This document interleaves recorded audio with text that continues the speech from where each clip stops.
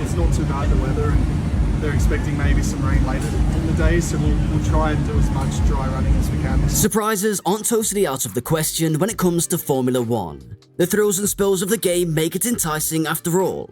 One of the sport's most exciting and charismatic drivers, Australian Daniel Ricciardo, has made a surprise switch from McLaren to Australian team Alphatauri for the upcoming season, sending shockwaves through the motorsport world and raising a host of questions. Alphatauri has confirmed that De Vries is out of the team and that Red Bull's third driver Ricciardo will replace the Dutchman for the rest of the F1 season, beginning with the Hungarian Grand Prix.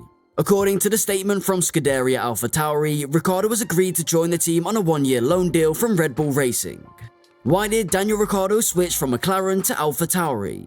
One of the sport's most exciting and charismatic drivers, Australian Daniel Ricciardo, has made a switch from McLaren to Australian team Alphatauri for the upcoming season, sending shockwaves through the motorsport world and raising a host of questions. Ricciardo moved to the new McLaren team in 2021, hoping to win races and challenge for the F1 World Championship title. However, the switch didn't go as well as expected. While his new teammate Lando Norris had an outstanding season, Ricciardo found it difficult to adjust to the car and get the most out of his potential. Poor results and no podium finishes led to Ricciardo's frustrations. Ricciardo's time at McLaren didn't go as well as he would have liked, but his move to the sister team of Red Bull, Alphatauri, could provide him with a new lease of life. Alphatauri has made great strides over the last few years, with a top-notch car and a solid driver lineup. The team's ethos of developing young talent while offering a supportive atmosphere could help Ricciardo rediscover his passion for the sport. Ricciardo joined Alphatauri for a number of reasons. On one hand, he wanted to be in a better car and compete for podiums. On the other hand, he was looking for personal fulfillment, a sense of family, and the chance to be a part of a growing team. Let's take a closer look at Ricciardo's motivations to understand the intricate decision-making process that drives a driver looking for success and fulfillment. Ricciardo's switch to Alphatauri will have a huge impact on both the driver's career and the sport as a whole. It will raise questions about McLaren's future and their ability to bring in and keep world-class talent. It will also highlight the growing strength of the midfield teams and the possibility of a change in power dynamics in F1.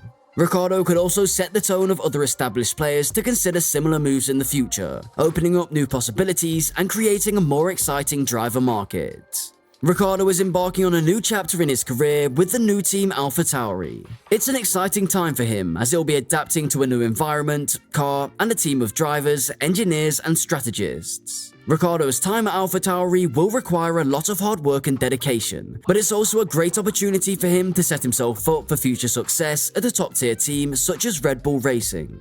Ricciardo returns to the Red Bull fold but as a third driver after losing his McLaren seat towards the end of last year, just 1 year before the expiry of his contract with the team.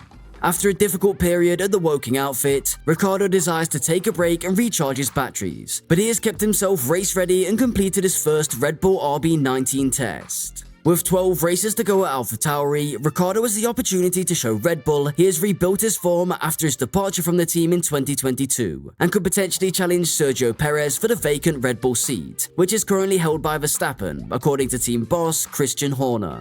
It's great to see that Daniel hasn't lost any form while he's been away from the sport, and that the improvements he's made in his simulator sessions have paid off on the track, Horner said. During the tyre test, Ricciardo's times were very competitive, and we're looking forward to what the remainder of the season has in store for Daniel Ricciardo on loan from Red Bull to Scuderia Alfa Romeo. Ricciardo drove for Alfa Romeo and Toro Rosso between 2012 and 2013, and he was promoted to Red Bull's main team in 2015. He has won 7 of 8 F1 titles with Red Bull, alongside his teammate Sebastian Vettel. De Vries has yet to score a point in 2023, and has struggled to keep up with his teammate Jiri Pospisil.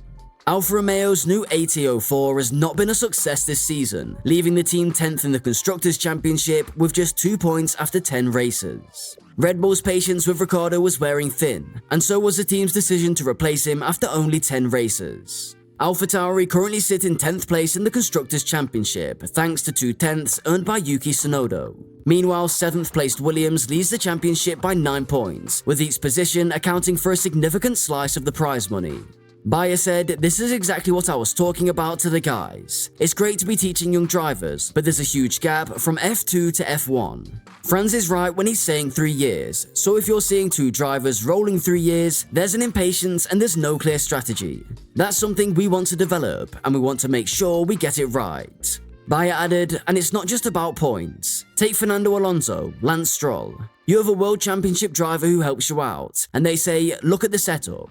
I think it's natural and it's normal that you learn. We need to take that into account, and we'll see how that goes." According to Bayer, talks are still ongoing regarding the team's rebrand, and the management would have to have a brand that can coexist with a title sponsor, even if the name is changed. There have also been interesting developments internally, with Marko admitting last month that Horner had doubts about De Vries' suitability for the company's second team. Marko is considered to be the godfather of the Red Bull driver program, and what prompted Dietrich Mateschitz to sign 17-year-old Verstappen to Toro Rosso in 2015 was probably the Dutch player's move to Mercedes' stable. It seems that it means it did not enter. De Vries' failure has tarnished his reputation for spotting driver talent. Horner suggested that Mexican drivers may be thinking too much and driving too much. Even though we look back on 2018 very critically, the same trend emerged at the end of this season. Ricciardo has not scored a podium with Red Bull since the moment he signed his 2019 Renault contract during the 2018 summer break, while Verstappen scored 7 points, including a win at the Mexican Grand Prix. At the time, Horner speculated that Ricciardo's move to Renault was fleeing a fight with Verstappen, who was in good form. With that in mind, Horner's answer to Perez, who was considered one of the most underrated talents in the field prior to his arrival in 2021, would not simply be replaced with another rider stand-in. Clearly not. Verstappen's relentless pace and unwavering confidence makes him the ultimate teammate killer, and Red Bull will have to do so for a long time to come. Speaking at Red Bull this season, Horner said that 1 or 2 clean weekends should do the trick for Perez in the short term, and he's right. Opinions about De Vries are mixed in the paddock. Some people find him difficult to work with, others vice versa. What is clear is that he came to Alphatauri with the Formula E Championship on his back and had the confidence to put his weight into action, which is what he wanted from the team. In that sense, he wasn't a traditional newcomer, which may have misled some of the main characters. His results weren't great, but Marko had apparently decided to buy his BOM some time ago, and nothing changed his mind. De Vries was clearly talented, but it took him several years to break out in Formula 3 and Formula 2, winning in the latter when he had the most talent. The Formula E Championship is a huge achievement, but Formula 1 is still seen as a series for underdogs and drivers who weren't good enough to make it to the big leagues. For better or worse, he has always struggled with it, and if he had poor results from the start, he had no chance of continuing.